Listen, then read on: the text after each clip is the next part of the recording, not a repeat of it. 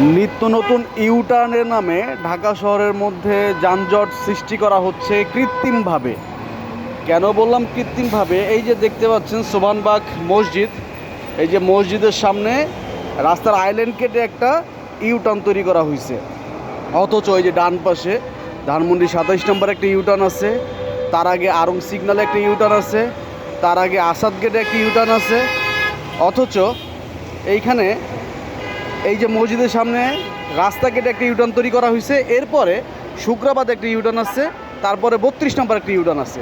তো 1 কিলোমিটারের মধ্যে যদি 6টা ইউটার্ন থাকে, তাহলে কেন নতুন করে আরেকটা ইউটার্ন তৈরি করা হইলো? এখানে দেখেন গাড়িগুলো আগে চলমান ছিল, এখন গাড়িগুলো স্লো হয়ে গেছে। কেন হয়ে গেছে? এই যে এখান থেকে ইউটার্ন নিচ্ছে। আবার ওই পাশে যে গাড়িগুলো চলমান ছিল, তারা এখন একটা সিগন্যালের সম্মুখীন হয়েছে, তারা এখন যানজটে আছে।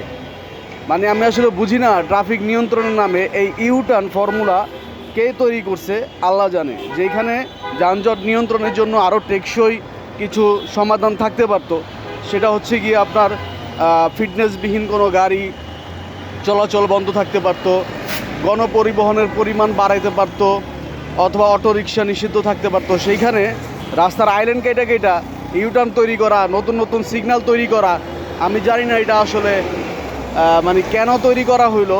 এটা তৈরি করে আসলে কার কি উপকার করা হইলো সেটা আমি জানি না। 1 কিলোমিটারের মধ্যে কিভাবে 6টা ইউটার্ন হয় এবং চলমান সিগন্যাল বন্ধ করে রাস্তার আইল্যান্ড কাইটা কীভাবে ইউটার্ন তৈরি করা হয়, এটা আসলে আমি বুঝতেছি না। কিন্তু এই যে রাস্তাগুলো রানিং ছিল, ইউটার্ন তৈরি করার কারণে সেই রাস্তাগুলো গাড়ি ঘোড়া স্লো হয়ে গেছে, এবং যেটা ওই যে ওই পাশেও রানিং ছিল সেটাও এখন সিগন্যাল, ওই যে দেখেন সিগন্যাল হিসেবে সেটা এখন চলতেছে। রানিং রাস্তা কিভাবে সিগন্যাল হয়ে যায় এবং একটা আইল্যান্ড কাইটে কীভাবে ইউটার্ন তৈরি করা যায়, সেটা একমাত্র বাংলাদেশেই সম্ভব। আর 1 কিলোমিটারের মধ্যে 6টা ইউটার্ন কীভাবে তৈরি করে আল্লাহ মালুম। এই যে এই পাশে পুরোটা জ্যাম লেগে গেছে। কেন জ্যাম লেগে গেছে? এই সিগন্যালটা ছিল আগে ধানমন্ডি 27 নম্বর, এখন হয়ে গেছে সোবহানবাগ। তার মানে জ্যাম আপনি আগে থেকেই জ্যাম লাগাই দিলেন, কৃত্রিমভাবে জ্যাম লাগাই দিলেন। আপনি একটা রাস্তা কেটে আপনি ইউটার্ন তৈরি করলেন, এটাই হচ্ছে সংস্কার।